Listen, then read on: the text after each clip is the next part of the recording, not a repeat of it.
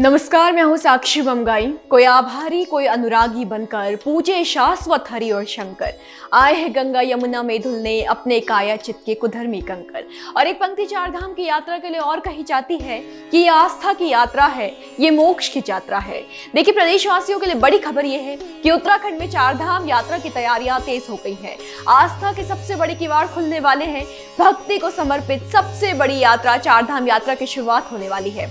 आज की रिपोर्ट में प्रदेश के साथ यही जानेंगे कि इस बार चार धाम यात्रा कब से शुरू हो रही है, तीर्थ यात्रियों के लिए पंजीकरण की कौन सी व्यवस्था की गई है और पंजीकरण किए कब से जाएंगे। इसके अलावा ये भी जानेंगे कि यात्रा में जाने से पहले किन नियमों को जानना बेहद जरूरी है। और हाँ, सबसे बड़ा सवाल, इस बार चार धाम यात्रा का किराया कितना बढ़ सकता है। रिपोर्ट में यात्रा से जुड़े पांचों अहम सवालों के जवाब।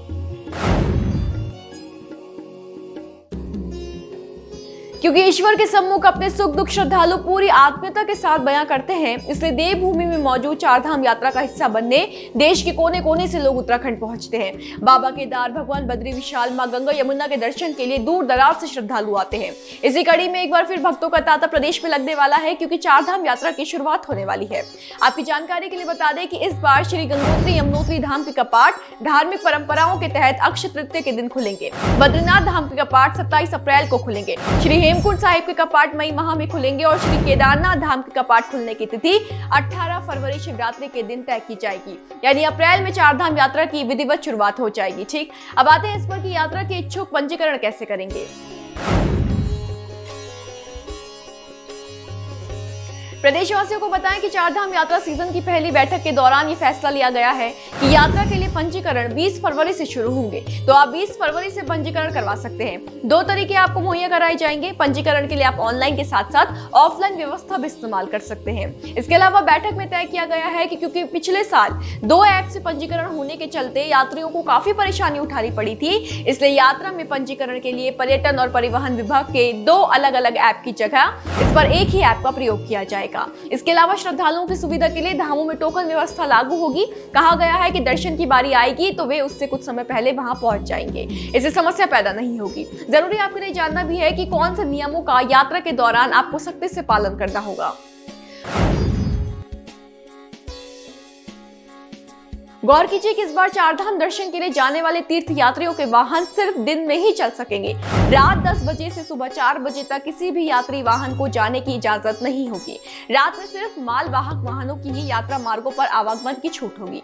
इसके अलावा वो लोग जो निजी वाहन का उपयोग करेंगे उनके लिए ट्रिप कार्ड अनिवार्य होगा। जी हाँ, सरकार और निजी ऑपरेटरों के वाहनों के साथ ही इस साल निजी वाहनों से आने वाले यात्रियों को भी ट्रिप कार्ड लेना अनिवार्य होगा। ये ग्रीन कार्ड या फिर ट्रिप कार्ड बनाने के लिए परिवहन विभाग का मोबाइल ऐप अप्रैल के पहले हफ्ते में लॉन्च हो जाएगा। अब जरा ये जान लेते हैं कि किराया बढ़ोतरी को लेकर क्या चर्चा चल रही है।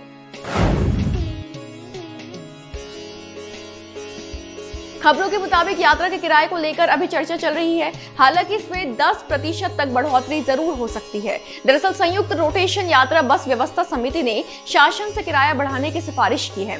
महंगाई को आधार बनाकर समिति ने शासन से कहा है कि बस का जो चेचिस 18 से 19 लाख में आता था वो अब करीब 25 लाख में आ रहा है। बसों के पार्ट्स, मोबिल ऑयल महंगा होने के कारण किराया बढ़ाना पड़ रहा है। तो कहीं न कहीं बसों का किराया बढ़ाने पर विचार विमर्श जारी है। जल्द ही फैसला ले लिया जाएगा। वैसे हेली सेवा को लेकर भी अपडेट है। दून से केदारनाथ के लिए सीधी हेली सेवा शुरू करने पर विचार चल रहा है। इसके अलावा बाकी की व्यवस्थाएं भी की जा रही हैं। ये अतिरिक्त तैयारियां क्या है वो जानते हैं।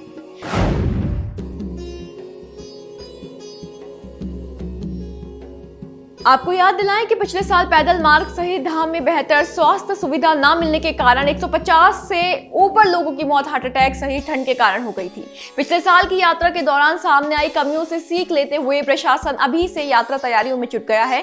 खासकर स्वास्थ्य एवं पशुपालन विभाग को अलर्ट पर रखा गया है। पशुपालन विभाग को पैदल मार्ग पर गर्म पानी की व्यवस्था करने के निर्देश दिए जा रहे हैं, जबकि स्वास्थ्य विभाग को कहा जा रहा है कि पहले से ही स्वास्थ्य को लेकर प्रचार प्रसार किया जाए। स्वास्थ्य विभाग को निर्देश दिए गए हैं कि वो स्वास्थ्य के प्रति यात्रियों को पहले से ही जागरूक करें। यहाँ के मौसम के अनुसार कपड़े, स्वास्थ्य चेकअप करने की अपील यात्रियों से की जाएगी। इसके अलावा ये प्रयास रहेंगे कि स्पेशलिस्ट चिकित्सकों की तैनाती धाम सहित पैदल मार्ग पर की जाए। तो आप अंदाजा लगा सकते हैं कि इस साल सरकार किसी भी तरह की कोई चूक या कमी चार धाम यात्रा के दौरान नहीं होने देना चाहती। यात्रा को सुगम और सुरक्षित बनाने की हर संभव तैयारी की जा रही है। अभी काफी व्यवस्थाएं करना बाकी है, काफी अपडेट्स हैं जो सामने आना बाकी है। अगली बैठक का इंतजार है। जो भी जानकारी होगी आपके लिए लेकर आएंगे। बने रहे देवभूमि इंसाइडर के साथ। आज ही डाउनलोड करें देवभूमि इंसाइडर।